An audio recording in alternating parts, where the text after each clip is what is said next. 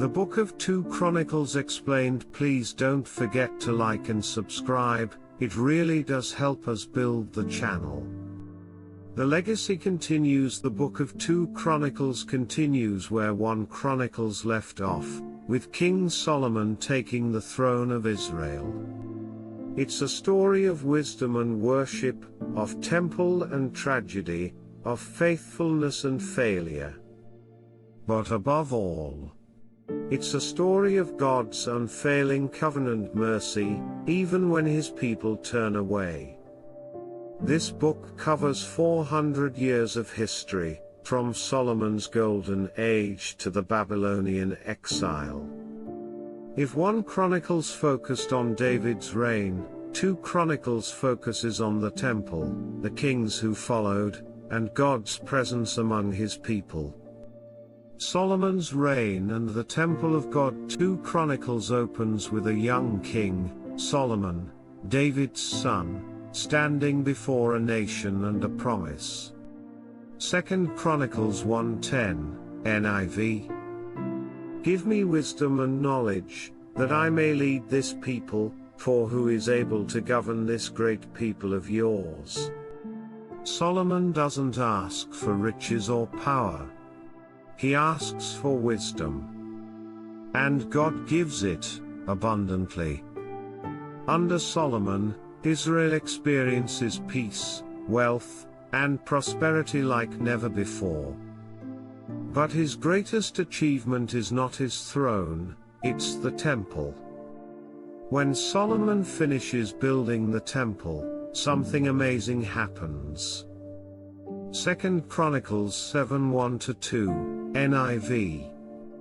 When Solomon finished praying, fire came down from heaven and consumed the burnt offering. And the glory of the Lord filled the temple. The people fall to their knees, worshipping. It's a picture of what true worship looks like, God dwelling with His people. But then comes the warning. 2 Chronicles 7:14, NIV. If my people, who are called by my name, will humble themselves and pray and seek my face, then I will hear from heaven and will forgive their sin and heal their land.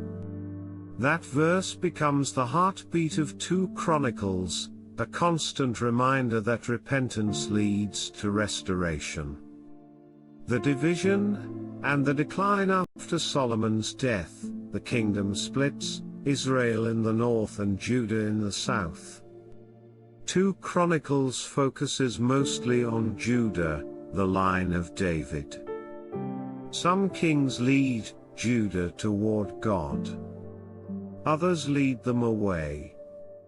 Let's look at a few. King Asa, the reformer. 2 Chronicles 14:2, NIV. Asa did what was good and right in the eyes of the Lord his God. He removes idols, restores worship, and trusts God in battle. When attacked, Asa prays. 2 Chronicles 14:11, NIV. Lord, there is no one like you to help the powerless against the mighty. God gives victory. But later in life, Asa relies on human alliances instead of God, showing how even the faithful can falter. King Jehoshaphat, the worshipper. When enemies unite against him, Jehoshaphat doesn't panic, he prays. 2 Chronicles 20:12, NIV. We do not know what to do, but our eyes are on you. Then God sends a prophet saying, you will not have to fight this battle. Stand firm and see the deliverance the Lord will give you. As they march, the choir sings praises, and God gives victory without a single sword drawn. King Hezekiah, the faithful reformer. Hezekiah restores the temple, reopens worship, and leads a national revival.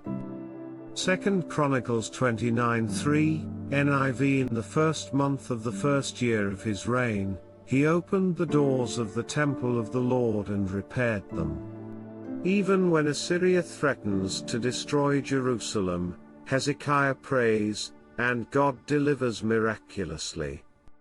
King Manasseh, the repentant sinner. Manasseh starts as Judah's most evil king. He builds altars to idols, even in the temple of God. But when he's taken prisoner, something unexpected happens. 2 Chronicles 33:12-13, NIV. In his distress he sought the favor of the Lord his God and humbled himself greatly. And when he prayed, the Lord was moved by his entreaty. Even the worst sinner can find mercy when they repent. The fall of Jerusalem. Despite moments of revival, the hearts of the people harden again. Idolatry spreads, injustice grows, and prophets are ignored.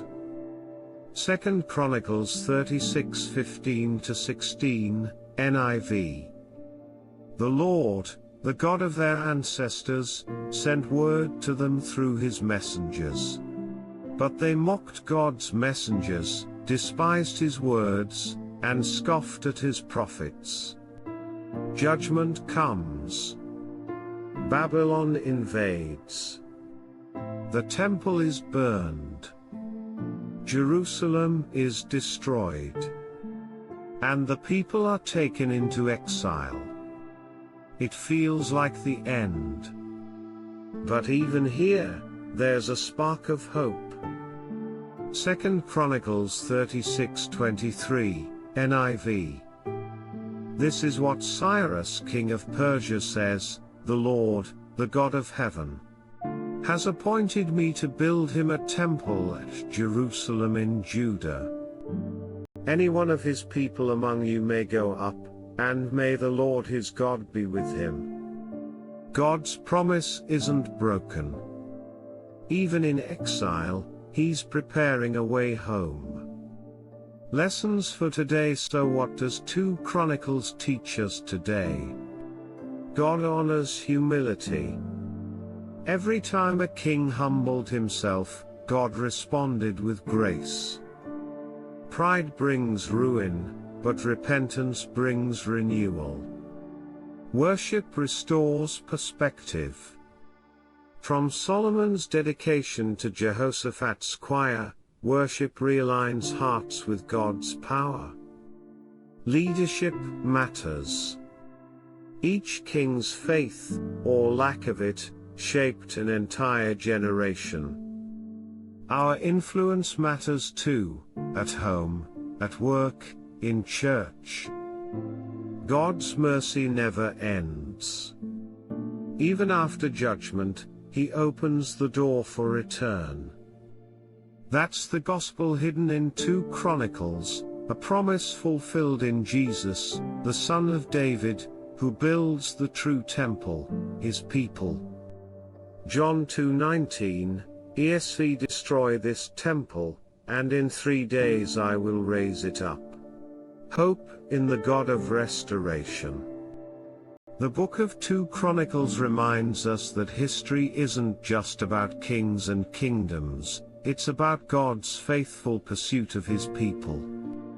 Even when the walls fall, his mercy remains. So ask yourself, am I living like one who remembers God's promises, or like one who's forgotten them? Because the God who restored Israel can restore you too. If this helped you understand the book of 2 Chronicles, don't forget to like, comment, and subscribe for more Bible breakdowns every week. And remember, stay in the Word. And let the Word stay in you.